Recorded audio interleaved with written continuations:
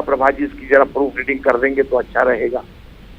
और मैं उसे पढ़ ही रहा था और पढ़कर मैंने जब कहा कि अब पढ़ लिया है और बहुत ज्यादा सुधार की बात नहीं है, बहुत ठीक है, तो उन्होंने कहा कि इसका लोकार्पण कैसे कराएंगे।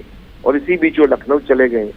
मुझे बेहद दुख है, लेकिन वो हमारे बीच अब नहीं रहे हैं, लेकिन उनके अनुभव, उनकी ऊर्जा, उनके विचारधारा के प्रति प्रतिबद्धता, उनका अनुशासन सदैव हम सब लोगों को मार्गदर्शन देता रहेगा।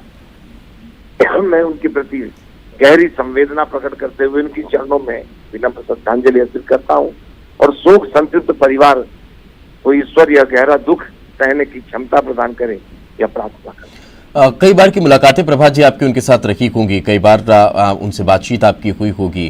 किस तरह के अनुभव रखे आपके उनके मुलाकात के? उन पर अटल जी का गहरा छाप जी, उन पर अटल जी की बहुत गहरी छाप।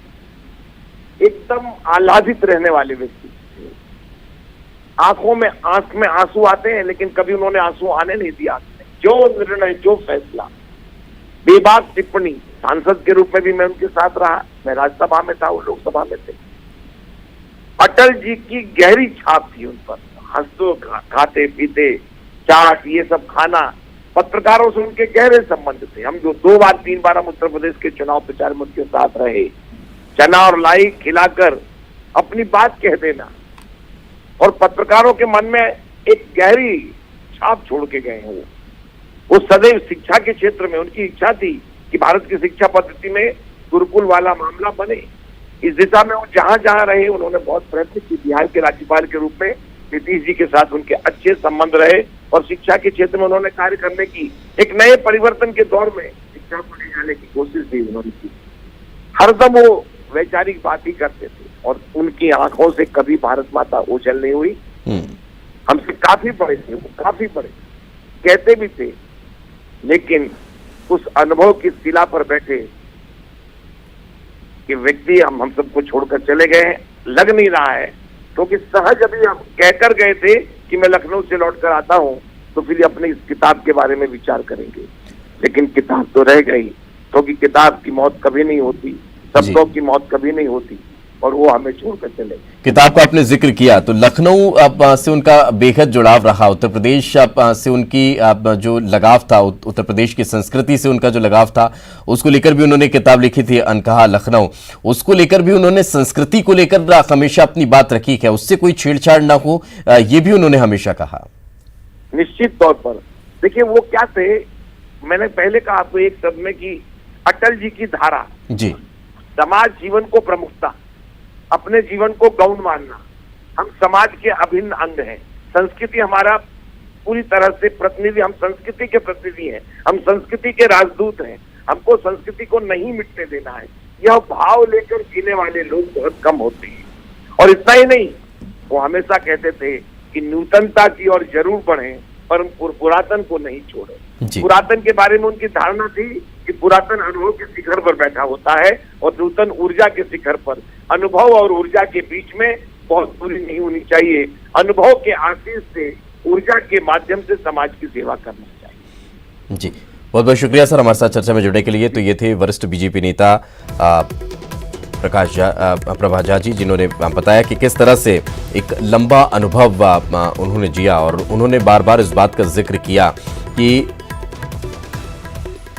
अटल जी से उनके गहरे संबंध थे और उनकी छाप हमेशा उनमें देखने को मिलती थी। उन्होंने उनके साथ जितना वक्त बिताया वो अपने आप में बेहद महत्वपूर्ण था और उसे ही उन्होंने हमेशा अपने मरते दम तक जीने का काम किया। संस्कृति पर उन्होंने हमेशा फोकस किया। विद्यार्थी जीवन कैसा होना चाहिए ये उन्होंने हमेशा बताया कि कोई ज़रूरत नहीं है, अगर विद्यार्थी खेल रहा है, कूद रहा है, मस्ती कर रहा है तो उसे थोड़ी छूट दी जानी चाहिए, लेकिन विद्यार्थी का ध्येय हमेशा निश्चित होना चाहिए, तय होना चाहिए, ये भी उन्होंने हमेशा कहा है।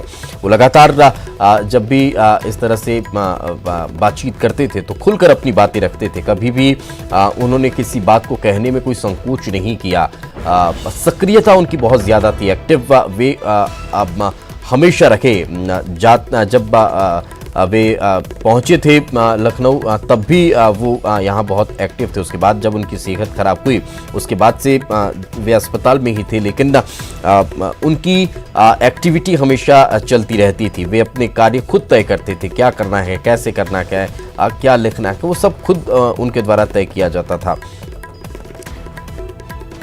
एक लंबा राजनीतिक अनुभव, और इस लंबे राजनीतिक का अनुभव में मध्य प्रदेश की राजनीतिक उठापटक के वो साक्षी रखे।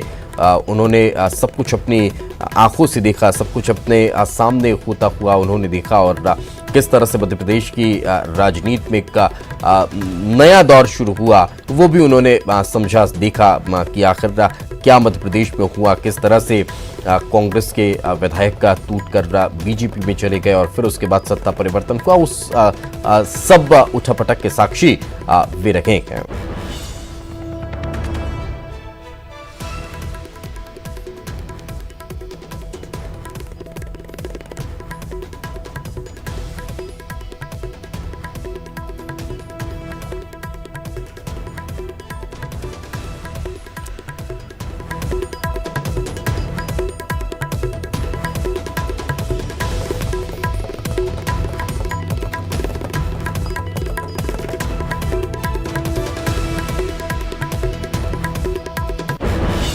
सबसे ज्यादा उत्तर प्रदेश की राजनीति में वे सक्रिय रहे।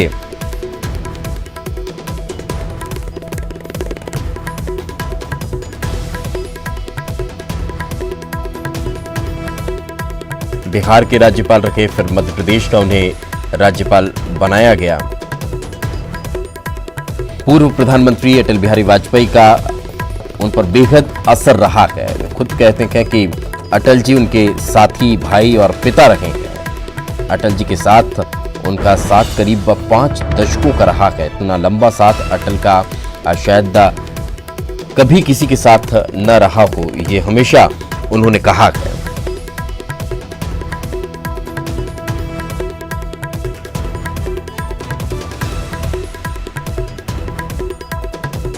मध्य प्रदेश का राज्यपाल रहते हुए वे राज्य के अभिभावक की भूमिका में रहे, जिस बात का जिक्र हाल ही में जब हमारे साथ मंत्री विश्वास सारंग जुड़े थे उन्होंने भी किया, और जितने नेता हमारे साथ जुड़ते चले गए उन्होंने इस बात की ओर इशारा किया